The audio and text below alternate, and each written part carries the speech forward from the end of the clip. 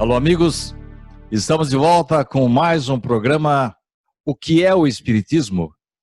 Contando mais uma vez com a participação de Orson Carrara, da cidade de Matão.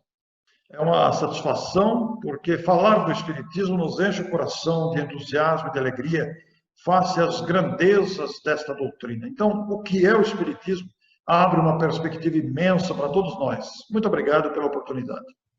Orson, muita gente que não conhece a doutrina passa na frente de um centro espírita assim e às vezes tem até uma má impressão. E pessoas que entram no centro, mas isso aqui é mesmo uma religião? Não tem nenhuma imagem, não tem um crucifixo, não tem nada. Aliás, no comecinho do SEAC em Bauru, do Centro Espírita Amor de Caridade de Bauru, um padre chamado Pedro Paulo Cope, ele saía da igreja Santa Terezinha, que fica nas proximidades de onde é o SEAC hoje, e ele dava uma paradinha ali com a procissão e fazia, se abençoava a casa, né? De vez em quando ele dizia, vade retro Satanás. E o pessoal ficava escandalizado, né, pela intolerância religiosa. Isso é coisa do passado, porquanto eu, por exemplo, moro aqui nos fundos de uma igreja, eu vejo como esse pessoal trabalha e o relacionamento que nós temos com os irmãos católicos, evangélicos, messiânicos, é muito bom. Num programa que temos na TV SEAC, já levamos 2 vezes o bispo e levamos aí, se não me engano, 2 padres e um pastor evangélico para ser entrevistado. Enfim, hoje não existe mais aquela crença de que o espiritismo seja coisa do diabo. Mas mesmo assim, de vez em quando uma pessoa me pergunta assim, Orson, afinal de contas, o espírito não é coisa do mal? É muito interessante você dizer isso, e você, antes de responder a sua pergunta, eu quero me referir à citação que você fez de trazer bispos e padres e pastores para serem entrevistados, porque isso demonstra a solidariedade e o respeito que deve nortear os nossos relacionamentos, e ainda devemos considerar que toda pessoa tem algo de si para oferecer de bom para a construção de um mundo melhor. Não há nenhuma pessoa que não tenha algo de bom para oferecer. Todos nós temos experiências, conteúdos, forma de ver, visões diferenciadas, bagagens que podem ser trocadas para que todos cresçamos juntos, né? Mas espírito, a pergunta é, espírito é coisa do mal? Foi a sua pergunta, né? É uma visão equivocada, porque espíritos são filhos de Deus. É que a palavra espírito, desde muito tempo, criou um estigma de preconceito contra a palavra espírito. Mas espíritos são pessoas, são almas. É que a palavra espírito parece que criou uma confusão na cabeça das pessoas. Me Porque... desculpe interrompê-lo. A gente tem muito amor pelos parentes, pelos pais, mas depois que eles morrem, eles viram, de repente, de uma hora para outra, alma do outro mundo. Pois é. Parece que a gente tem um certo preconceito com a pessoa depois de morta, é isso? Pois é, parece que o fato de ter morrido, de ter desencarnado, que é um fato natural da vida, transforma a pessoa em santo, ou em demônio, ou coisa ruim que não pode aparecer, nada disso. Nós somos pessoas, almas imortais. E uma vez tendo deixado o corpo de carne, que é um instrumento perecível de um certo tempo de duração, para que o espírito faça o seu progresso, nós voltamos à nossa condição original. Qual é a nossa condição original? Almas, mas se quisermos dar o nome de alma ou outro nome, isso é indiferente, o nome que se dê é secundário. Nós, os espíritas, costumamos utilizar o nome de espíritos, mas espírito é sinônimo de alma. Aliás, nós, os espíritas, nos referimos à alma quando o espírito está encarnado. Então, nós estamos aqui ocupando corpos de carne, somos uma alma, não temos uma alma, somos uma alma temporariamente utilizando um corpo de alma, utilizando um corpo de carne. Deixando o corpo pelo fenômeno biológico da desencarnação, retornamos à nossa condição original. Qual é a condição original? Espíritos, ou almas, se quiserem também. Apenas uma questão de terminologia, é secundário isso. Mas o fato de morrer não transforma ninguém em santo ou em coisa ruim, em algo ruim, como a pergunta sugere.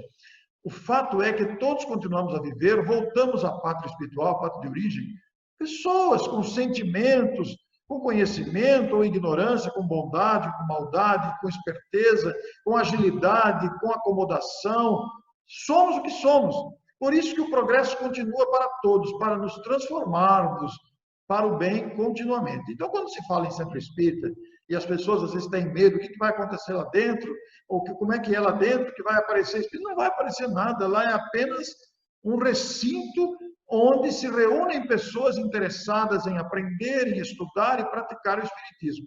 E a prática espírita qual é? Falar com o espírito? Não! A prática espírita é a vivência da moral evangélica, a moral de Jesus. Esta é a religião espírita. Ocorre que, nesta prática espírita, está incluída também a comunicação com os espíritos, que não é coisa do outro mundo.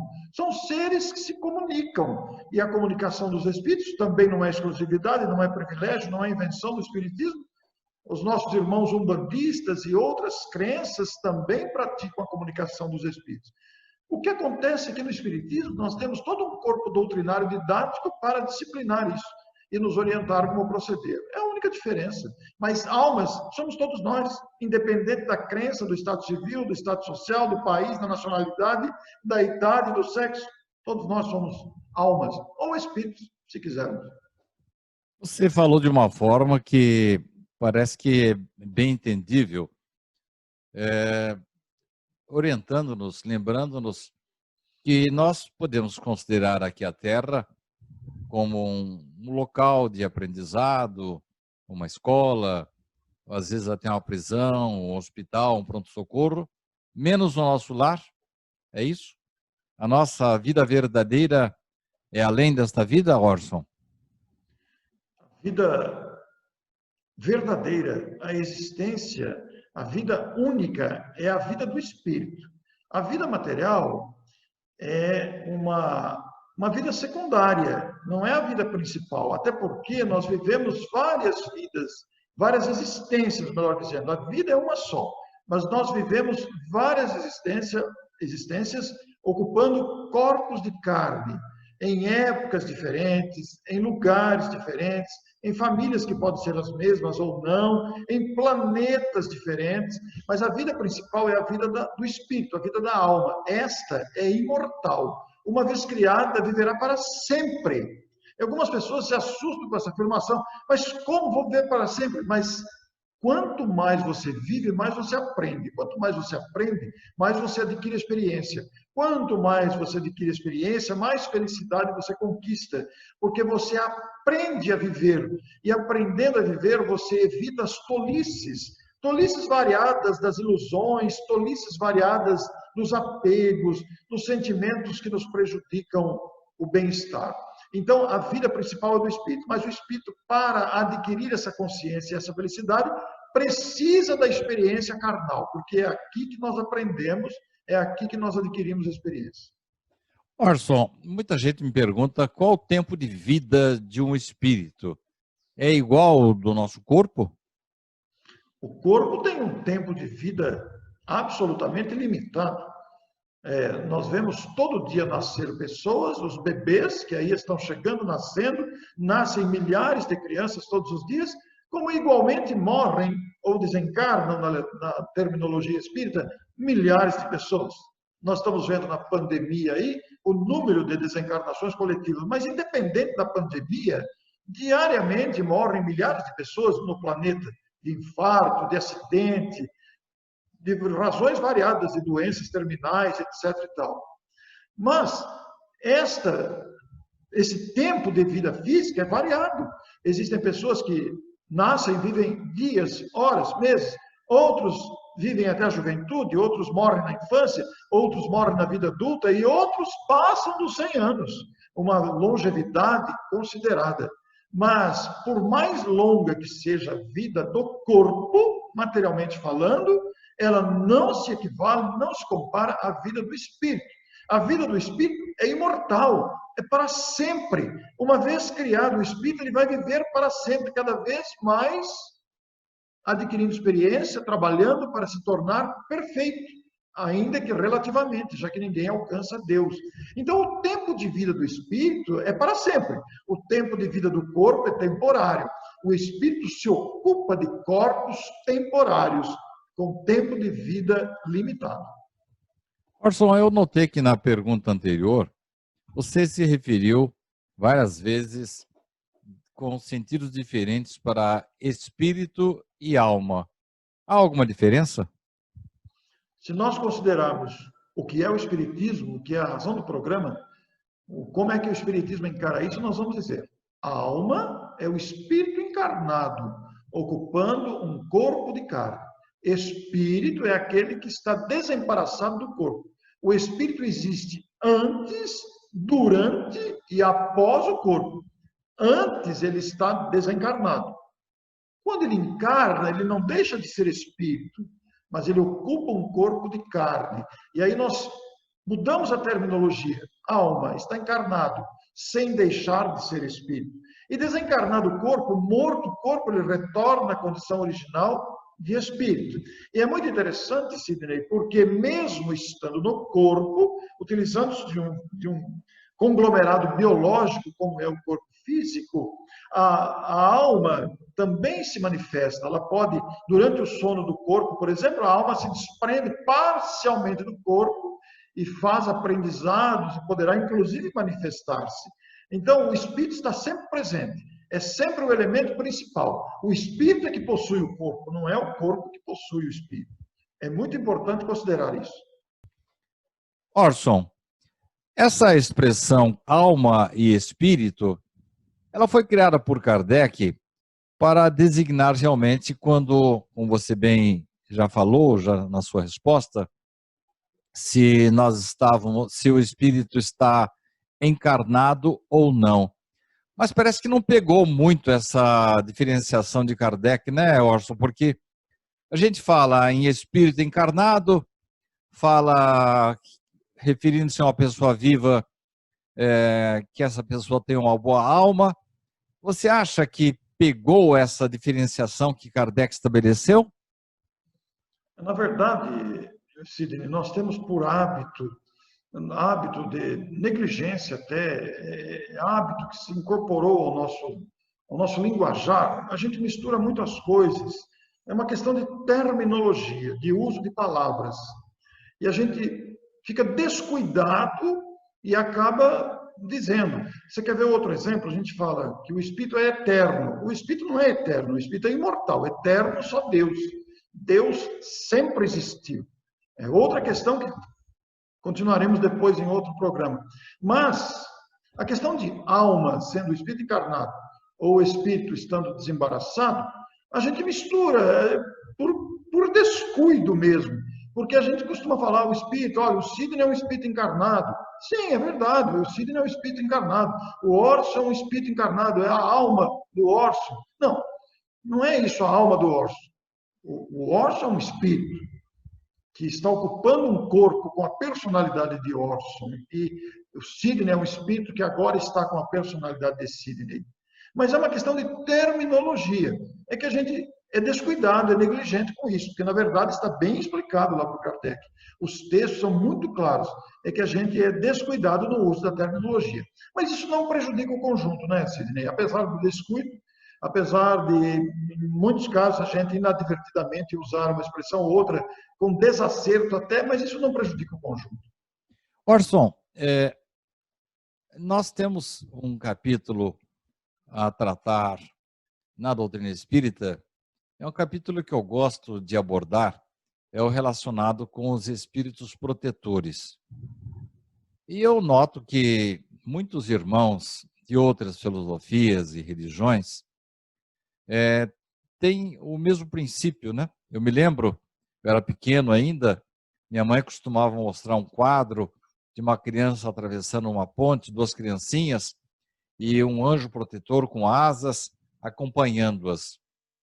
A princípio, eu achava que isso era coisa somente das religiões tradicionais, ortodoxas, mas depois, conhecendo a doutrina, eu vejo que é uma das coisas mais extraordinárias que Deus fez conosco. Olha só, ele designar uma pessoa, um espírito que é superior a mim, para cuidar de mim. Ele me conhece antes de eu nascer, ele prossegue comigo durante a minha vida, depois me acompanha na outra vida, enfim. Parece que ele foi escalado para cuidar de mim durante uns tempos aí, né? E às vezes por longo tempo. A pergunta é a seguinte: o meu anjo protetor é um espírito também? Sim, é um espírito protetor, é um espírito que também está fazendo a sua caminhada, mas ele é superior. O espírito protetor é superior, com mais experiência do que o protegido. É um espírito que já se libertou das tolices a que nós nos prendemos. É um espírito que já está na fase da sabedoria. Então, ele é designado para proteger o nosso caminho. Como você bem disse, normalmente ele já nos conhece há muito tempo, acompanha a nossa trajetória ou foi designado para determinadas tarefas específicas, acompanha o planejamento da nossa reencarnação, principalmente na fase infantil, em que a criança está mais exposta a perigos que podem ser mortais, ele está sempre muito presente. Depois, conforme a nossa evolução na vida física, que vamos amadurecendo, ele não precisa estar presente a todo instante, não está colado em você, mas ele acompanha a sua trajetória. E basta, ele sabe o que está acontecendo conosco, embora não esteja ali colado em nós. Ele não fica ali acompanhando o protegido a todo instante, fala, faça isso, babá, vem né? aqui.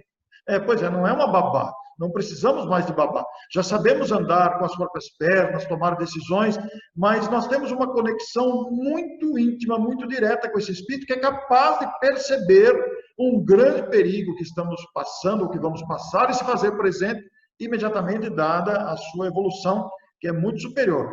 Existe, ele é um espírito como nós, mas é um espírito mais experiente, mais amadurecido. Mas tem um detalhe nessa história, viu, Sidney? Ele não tem asas, não. As asas... As asas são fruto da imaginação humana para tentar, para tentar explicar esses seres que volitam, que era uma tentativa de explicação, né? Isso é imaginação humana, não tem asas, espírito não precisa de asas. Você foi cruel agora, que você destruiu aí uma ilusão. Uma ilusão, uma fantasia que eu tinha desde pequeno, viu? Não tem asa. Orson,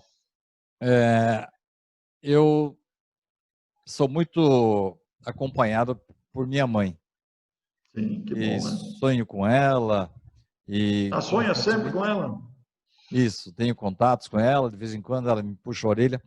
Mas, Orson, minha mãe provavelmente, quando está para acontecer alguma coisa assim, não muito agradável comigo, eu estava lendo, inclusive, antes de deitar ontem, sobre as balas perdidas, né? Então, Kardec diz, não, quando a bala parte, não tem jeito.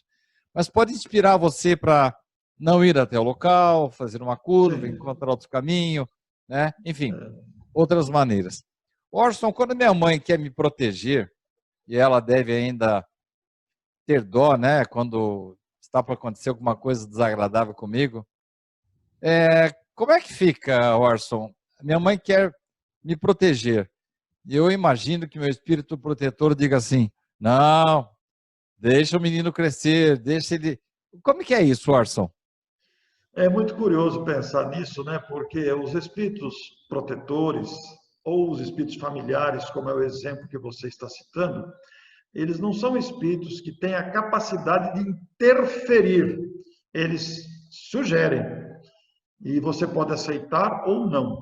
O espírito protetor, por exemplo, que é o anjo da guarda, chamado anjo da guarda, ele sabe que você deverá enfrentar determinada situação. Ele vai te orientar, vai te dar coragem, vai te dar sugestões, mas existem situações que estão na sua necessidade de aprendizado, ele não vai poder fazer nada para evitar.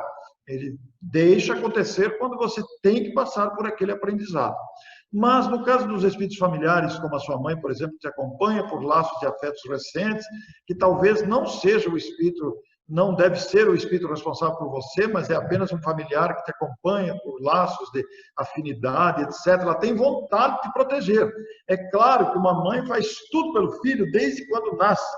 E, naturalmente, a mãe, verificando que você, por exemplo, vai passar por uma situação grave, vai sofrer um acidente, por exemplo, ela não pode interferir, ela vai tomar todos os cuidados e poderá até entrar em agonia, em angústia, em desespero, porque está vendo o que vai acontecer e você está indo e ela não pode interferir.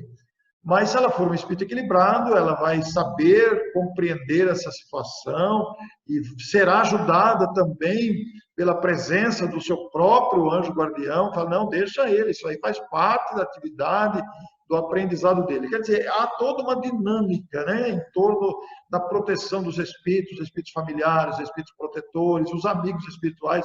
Porque sabe você que a gente gera simpatia no mundo espiritual, né? A gente também gera antipatia. Existem espíritos que simpatizam conosco e passam a nos amparar, passam a nos proteger. E existem espíritos que ficam meio zangados com a gente por várias razões e também nutrem uma certa antipatia. Aí vale até dar um exemplo muito curioso. Se você ajuda uma pessoa que está em grande necessidade, você vai despertar a simpatia do anjo da guarda daquela pessoa. Você vai despertar, você falou isso no programa da TV CA, que outro dia que eu ouvi, né? Você vai despertar a simpatia de um espírito amigo daquela pessoa que vai olhar por você também, porque você está aliviando o sofrimento, a angústia daquela pessoa. Então você se torna um alvo de proteção do protetor dele, porque você ajudou. Então é um processo muito dinâmico. Aliás, esse capítulo do Livro dos Espíritos aí, seria muito interessante que as pessoas buscassem lá em O Livro dos Espíritos, as questões do capítulo específico, espíritos protetores, espíritos familiares, espíritos simpáticos, porque você classificou bem.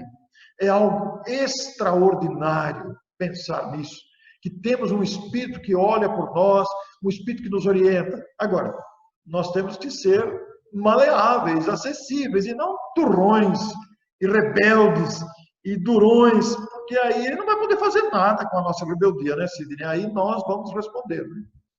Então, sintetizando o assunto, por mais amigos, e você citou muito bem, né? Quando você faz bem para alguém, você acaba atraindo a simpatia do espírito protetor dele, dos familiares dele, né?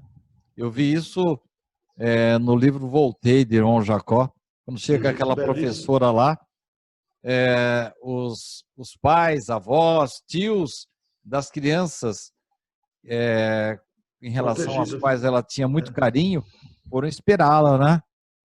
Mas, então quer dizer que os espíritos que têm uma certa afinidade conosco, os espíritos familiares, estão subordinados à autoridade do meu espírito protetor, que sabe melhor o que é bom para mim ou não. Não é isso, Orson? Sem dúvida nenhuma, porque eles não têm, assim, poder de interferir. E quando os espíritos já estão com bastante equilíbrio, quando já têm consciência, eles compreendem isso e se subordinam às leis que regem a vida e à presença do espírito protetor, que normalmente orienta e também faz da sua presença uma garantia de felicidade, de harmonia, de esperança para aquele familiar que, vendo uma situação, pode se desesperar, né? Mas é muito importante a gente pensar nisso, né, Sidney? Porque estamos todos envolvidos por muita proteção dos espíritos, somos todos muito amados, somos criaturas acompanhadas cuidadosamente pela proteção dos espíritos. A nossa rebeldia causa impedimentos para nos ajudar. Nós criamos obstáculos de ajuda, são criações nossas, com a nossa rebeldia. Mas nem por isso deixamos de ser ajudados, porque eles compreendem que ainda estamos numa certa infância de maturidade, né? Ainda agimos por instinto, agimos precipitadamente, nem sempre sabemos compreender as circunstâncias educativas.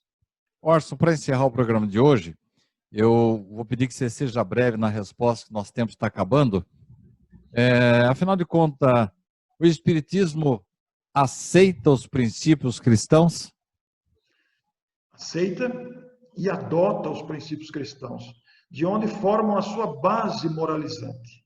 O Espiritismo adota a moral de Jesus como o seu princípio ou os seus princípios norteadores de toda a sua prática. O Espiritismo nos convida à renovação moral, o Espiritismo nos convida à prática do bem, ao exercício da caridade, à busca incessante das virtudes. Portanto, os princípios cristãos que estão exarados lá na Boa Nova, no Evangelho de Jesus, são absolutamente incorporados à prática e ao ideal espírita.